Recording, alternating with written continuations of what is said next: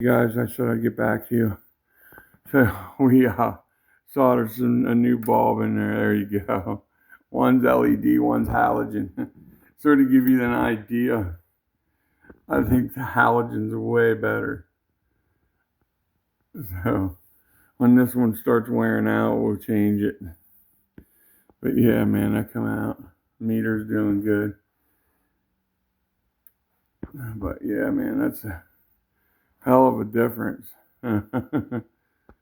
Definitely halogen on a skull. This is just too fucking bright. All right, man. The speakers I built up there are doing pretty good. Putting some new drivers in them. I forget what's in them, but yeah, it's too much to take that off. You can't really see in there. You can see. I think I put 6 drivers in each one. 1, 2, 3, 4, maybe 5 drivers. All right, peace out.